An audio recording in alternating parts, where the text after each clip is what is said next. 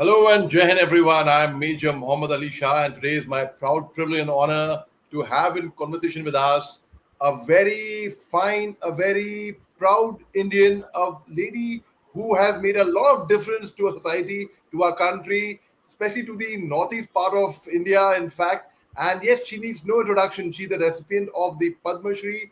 And of course, a whole lot of awards and recognition she's got for the work. She's a very well renowned, a very popular social activist. She started a career as a school teacher, in fact, and thereafter she stepped into journalism and writing and very popular journalist. In fact, she's the editor of the popular Shillong Times, in fact. And yes, I'm talking about Patricia Mukhim. And in fact, if I just go on and on about her, just to name a few, I cannot, if I go on naming the entire list, it will go on with the entire show. Well, she is a recipient of the honors such as the Chamila Devi Jain Award, One India Award, Federation of India Chambers of Commerce Industry Flow Award, Upendra Nath Brahma Soldier of Humanity Award, Shiva Prasad Bhuma National Award, then Northeast Excellence, and I mean, you can just go on. I can just go on and on and on and on about it.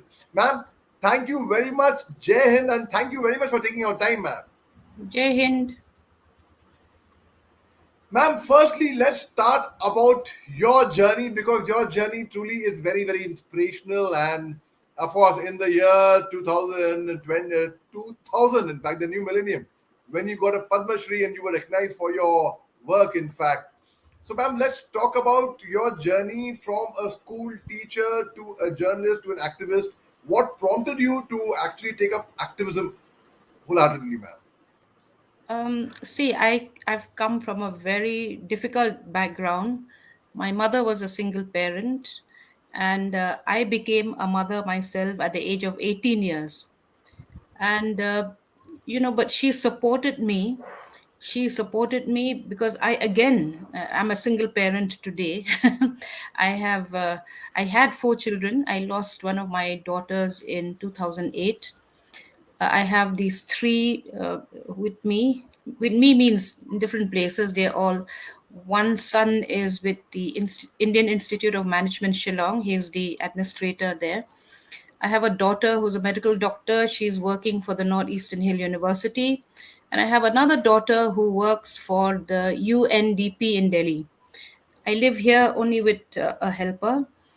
Uh, it's a Life has been a constant struggle for me, and I joined a teaching job in 1974 because I needed to support my family. I had completed my graduation by then. But, I had this strong feeling that one should speak up. One should not just be talking about stuff, but one should speak up and make one's voice heard because, after all, we are a democracy. In a democracy, silence doesn't work. So I would write these letters to the editor, to the Shillong Times. And one fine day, the editor then, Mr. Manas Chaudhary, invited me over for a cup of tea. And then he said, "Why don't you write a regular article?" Then I said, "No, it might be too much, to have a scheduled time, day for the article." He said, "No, no, just try writing even once a month." So I did, and then I found that there were a lot of readers, and they would get back to me. Those days we didn't have mobile phones. They would call up on the landline and say, "Why don't you write your piece on a particular day of the week so that we do not miss the paper on that day?" So then I started writing on a Friday for the Shillong Times, and I continue to write for the Shillong Times even today. And then other papers, the Telegraph, Statesman, and every time there's something happening here in this region, India's northeast, then they call upon me to write. And because I travel a lot into each of the states, so I think I'm fairly able to give the nuances of the politics of each state. And that's then in 2018, I was again by then I had resigned from my teaching job. I had joined an NGO called the Indigenous Women's Resource Center. Then this offer You left your came teaching job TED. in 1987, if I'm not mistaken, ma'am. Pardon? You left your teaching job in 1987, if I'm not No, mistaken. no, no, no, no. I left it in 2000, 2000. Yes, to be Oh, precise. In that's the later after your part of Padma Shri. That's 2000. after your Yeah, Padma Shri. In fact, yes, you and Bhatendri Pal, they got yes, the Padma Shri at the same time. Yes, yes, ma'am. yes. And the reason I got the Padma Shri again is a very interesting story. You know, in 1996 onwards, we had militancy here in Meghalaya, and people were being shot in broad daylight. Businessmen who didn't pay up to this group called the HNLC, they were just shot, and we were stunned.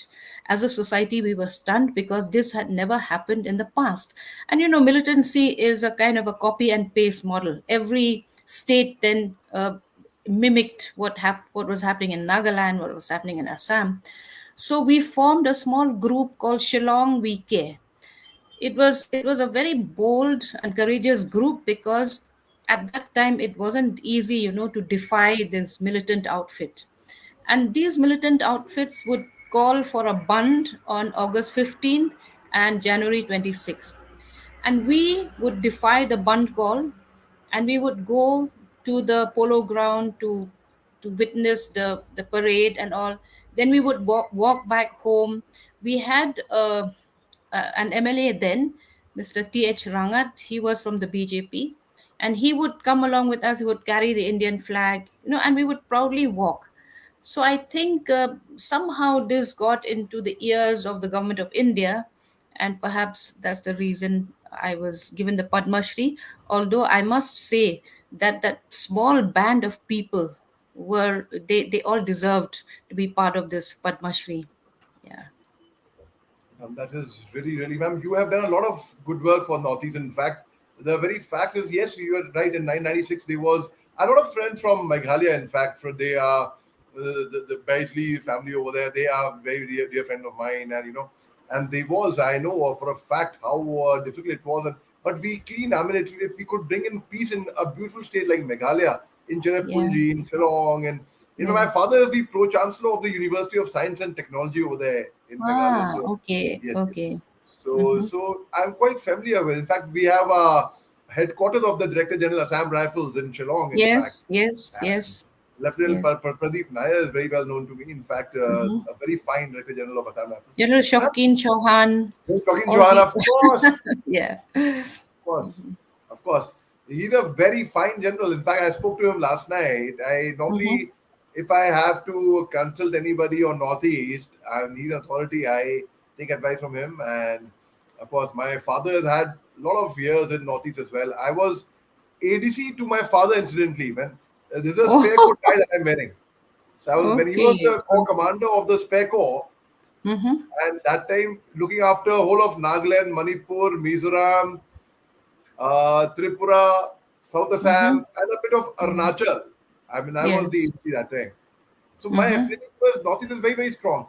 Ma'am, you have helped contribute in extinguishing the militancy in Meghalaya. So, what suggestion, as per you, would be to finish the? We will come to the problem of Manipur, the current problem. But before we come to this problem, there's insurgency in Manipur as well. Like they are different Yeah. underground factions. There's Yes. ULF, there's PLA, there's KYKL, there's PPAC, there's Pulse. Then they were before the Sioux agreement was signed. They were cookie groups also. So No, the what? the Sioux agreement is signed only with the cookie groups. Incidentally, I don't understand why not with the militants in the valley. They're all, they're just at large.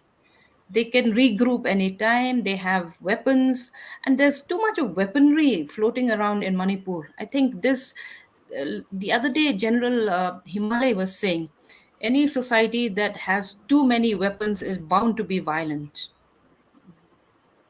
Very true, man. That's very true. But you said it right, and it's the same question. I was thinking the same thing. That see in Nagaland there's a ceasefire. Like, okay. And the Sioux agreement was signed with the cookie groups, but why not with the valley groups? In fact, the Yes. same question I had, and yes, that's one question I think the government should also think about later on once this crisis right now is resolved. And if you ask me personally, I feel the first priority of all the Indians should be to douse the fire in Manipur at the moment. Yes. Yes, That should be the yes. first priority of the nation. Unfortunately, that's not happening. It's gone to the back burner, the issue. The national media has forgotten it. There are more important issues of Prime Minister's visit to France, to the US, and to the UAE. And, there's very little memory, institutional memory about the Northeast. And to me, what is most shocking and a reason for sadness and for reflection is that the Prime Minister of this country has not uttered the word Manipur, not once since May 3rd. I don't understand what is happening, because we can't go around preaching to the whole world on peace maneuvers and all that if at home we can't quell the conflict in Manipur. And it's not going to to be resolved anytime soon from the kind of very very definite stances that both sides have taken. One side saying that we want a separate administration, and the other side saying we don't want Manipur to break up. It's going to be a tough call. And then you have the Nagas who haven't said anything yet. We don't know what is in their minds. So trying to negotiate between these three uh, people's groups, I would call them, is a very difficult thing. And one thing that has troubled me is why we have continued in this country with all the British laws. The British were here and they did what was convenient for them, which is to divide and rule. And that's why the same indigenous people of Manipur have now been construed to be from the hills and from the plains, and the people from the plains cannot buy land in the hills. It's a very inequitable kind of situation. And conflict was bound to happen. Every time we travel to Manipur, we would be told, the valley is only 1/10 of Manipur, 9/10 is the hills, and we people from the valley can't buy land in the hills. And then the other day, I was speaking to a Kuki gentleman who's in the security forces. He said, and I think this is something that needed to be said, but if it is stated by him, it would create problems for him. He said, I don't understand why we cookies just want to go and buy land in Imphal. Why don't we stay back in our region, in our hills, develop the hills, build our homes here? But no, there are three major malls in Imphal, and they all belong to cookies. So he says when there are a lot of poor Meiteis as well. And when they look at these malls, they ask themselves, what is happening? I mean, as it is, we can't buy land in the hills. And here, the people from the hills can not only buy land, they can set up shop, they can do anything. So the whole, whenever there is inequity, there's bound to be violence. Very well said by you, ma'am. You are so right there. You are so right in assessing this. Yes. Now I have a lot of friends who are cookies. I have a lot of friends who are Maitis as well. I have a lot of Yes. friends who are Tangkols. In fact, you mentioned about Nagas. So, ma'am, Mm-hmm. just I think on 15th, a Naga lady was killed apparently in cold blood, Yes. as per what Yes. I read by the. Killed and disfigured. Her face was disfigured. That's right, ma'am. Yeah. And so the Naga Union, they took out a letter. In fact, they have asked the administration to take strict action against the perpetrators. So, in fact, that's the first word which came out from the Naga side. In fact, on when Yeah. since the violence broke out. I've had the honor of interviewing somebody from Nagaland and to just know their take on it. Those the lady Amna, she was a Konyak, and she mentioned, and I've also had the honor of interviewing a person from the Tampul tribe, and he gave his take on it. Ma'am, supposing God forbid, I hope it doesn't happen. I mean, thank God the Nagas have shown much restraint in this, and because it's definitely not about religion. It's not about Yeah. Hindu versus Christian. It's about the ethnicity. Like they are Christians in the Maite as well. They are Pangals who are the Manipuri Muslims. Like in Mm-hmm. 1972, Mr. Alimuddin was the chief minister. He was a Pangal. He was a Maite Muslim. So, ma'am, according to you, how can this actually be resolved? And yes. How can it be resolved according to you? I want to know. And then I have a suggestion from my side as well. With your permission, I would give that.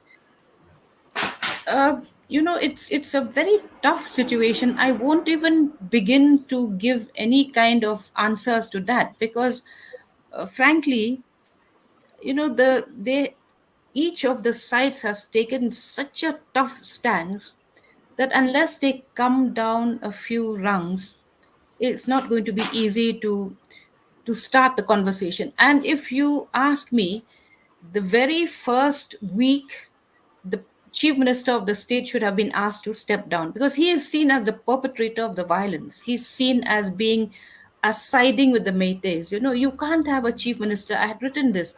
You can't have a chief minister who is seen to be siding with one group. The chief minister rises above all that. He transcends all his ethnic loyalties. He can't be seen to be a Meitei. He has to just be the chief minister of the state of Manipur and to take everyone into confidence. And then there's been a lot of this, branding people from the hills as illegal migrants, as terrorists, and all. The chief minister himself is heard to be saying these words. He calls them junglis, he calls them illegal migrants, he calls them terrorists. You can't have a chief minister sinking so low in his conversation, and to make those that conversation public is bad. People, it remains in people's memories. Maybe if an ordinary citizen were to say something, it wouldn't register, but the chief minister of a state saying that. And if it had happened in any other non BJP ruled state, I'm sure the chief minister would have had to step down and somebody else would have been in his place. Then only you can start the peace process. You can't start a peace process when the person who is seen as aiding and abetting the whole conflict is still in his seat. Very sad, man. Very sad to see that. And ladies and gentlemen, without casting any aspersions on the Chief Minister of Manipur, I know they've been blamed and accused. I really think that yes, one should appreciate and honor the sentiments of the people. And when people are saying they want certain thing, one should come midway. Only then we can bring about peace, because it's about time we give peace a chance. And man, see, like Yes. the what, according to you, a role of a neutral party, say in Manipur, the term is Mayank. Like I would be a Mhm. Mayank, for example. I am Yeah. not from Yeah. Manipur, right? Yeah. But I think my heart All of is very us, much. all of us are Mayangs. Any non-Manipuri is a Mayang. I agree. I agree exactly, ma'am. You said it right. So now, how important do you think? Because Mayank would be a very neutral person. Obviously, he's neither Kuki nor Maite. But whereas if you ask me, I would say I belong to the northeast part of India. Now, which part of northeast part of India, whether Meghalaya or Manipur or Nagaland, I don't know. I don't know. I speak a lot of local dialects from northeast, Mhm. a lot of them. Be it, and Mhm. my affiliation is be it the Apatami tribe of Arunachal, be it the Garos and Khasis of Shillong, of Meghalaya, be it the Ao, Dangami, Chang, Chaksang, Sema, Lotha, Konyak, be it them of Nagaland, be it, I mean, you name it, be it the Chakmas of Mizoram. So I have an affinity not just towards the tribals, but towards the Maite community as well. So, and if you ask me, genuinely, my heart actually bleeds for what I see my brethren suffering in Northeast. Because when I say Northeast, I do not only talk about the Manipur violence.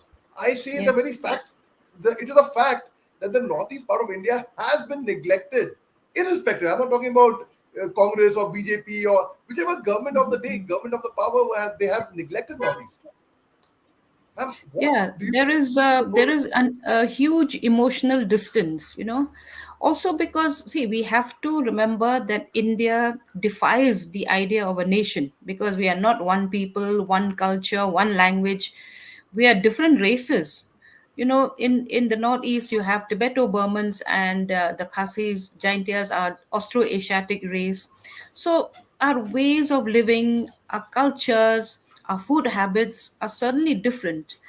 And that, I think, whoever governs this country has to take cognizance of that, has to really understand the nuances of governance and how to treat each of the states. uh, that has not happened. I think people have just lumped this region as one whole, thinking that any development plan or scheme or enunciated by Delhi, like a one shoe fits all, is all right. It does not, no, it doesn't happen that way. There are, in Nagaland, if you have to build a road, you have to be conscious of the fact that it's not the old Himalayan rock kind of place. The soil is so, very soft, and it comes down at the drop of a hat. So how do you do development there? What kind of financing do you do? I mean, you need some scientific knowledge. But no, the center keeps pumping money there. Then the rich elite, the tribal elite, you have a tribal elite in all the states. They have become richer. People have become poorer now. There's a huge divide even in tribal societies. Let's not make the mistake of thinking that we are all united, we are all, that we come from a society that is egalitarian. All that is not there today.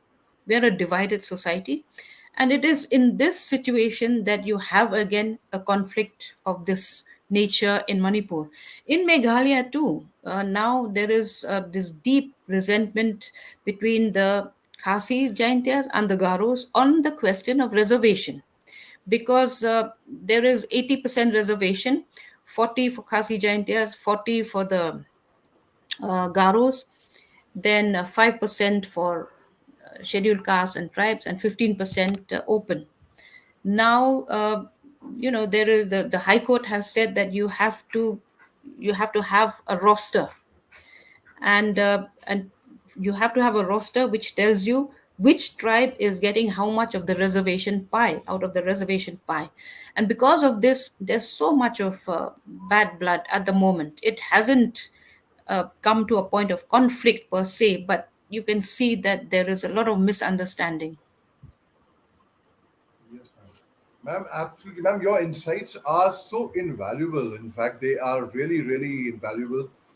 And what, supposing a person from Manipur, for example, comes to Delhi, and I have seen it myself, and I have personally been part of that. I will not say a fight, I'll call it a brawl, where at Janpat, I'll tell you exactly, where someone called out a slang, I will not like to say that word, but to a person from Manipur who I did not know. And I was just a bypasser.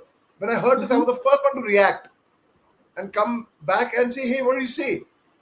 What do you say? Say that to me. Come on." I mean, and I was the first one to come, and it pricked me.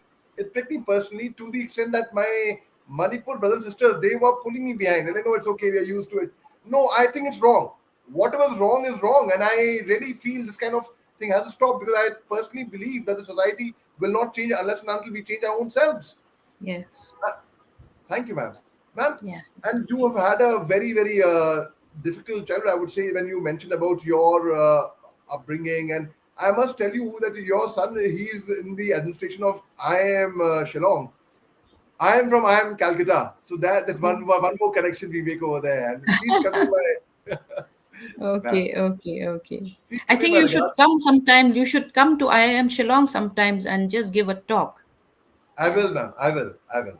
I will. I will be coming. In fact, I'll be coming to US team. I'll be coming to the DG Assam Rifles headquarters. Now you are there. So, there Yes, are a lot of yes. friends of mine, in fact, who are genuine friends. I've always felt one thing, that the people from the northeast part of India, they are very cultured, very principled. They keep their word. They never let their word down. That is my personal take. And I Mm-hmm. must share one experience with you, which you might like hearing, ma'am.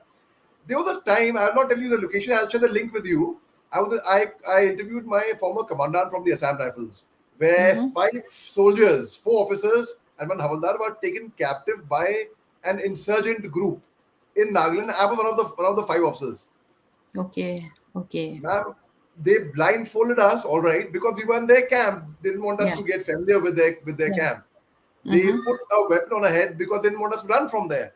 Right? But one thing I appreciate, when they blindfolded us, when they put the gun, they gave us a salute. They didn't Ah, they didn't mistreat us. They didn't ill treat us. okay. They gave us a Mm-hmm. lot of respect. And Mm-hmm. they made I spoke to them in their dialect. That's a different thing. And I think language it breaks a lot of barriers. It builds a lot of bridges. If you know the Yes, culture and if you yes. can speak the language, it is, ma'am, it's been such a pleasure and a delight being in conversation with you. I know I've taken a lot of your time. I know you're busy. But ma'am, before we part ways, any last message you would like to just throw out in the universe from your side, man? Mhm. See, I feel that in this country, we need a force to quell internal rebellions, internal conflicts. We cannot use the army to go into a, a state within our own country and expect them to bring down the violence. It cannot happen that way. The military is trained to fight the enemy. I've said this repeatedly, and which is why I'm very much against the Armed Forces Special Powers Act. It's a colonial act again. We could have come up with something better, more suited to our ecosystem, but we haven't done that. And we continue to, we hang on to these colonial legacies such as the inner line permit. Why do we need to do this in our own country? We already have so many laws. We have the sixth schedule of the constitution which protects us tribals. So why do we need protection over protection? At some point we need to come out of our shells. And recently when I was in Bangalore, I spoke to a lot of young people from Meghalaya, essentially young ladies. They were studying there and they said, we want to work here because the work culture is good, and we feel very safe, very secure here. We are not under any kind of pressure to do this or that.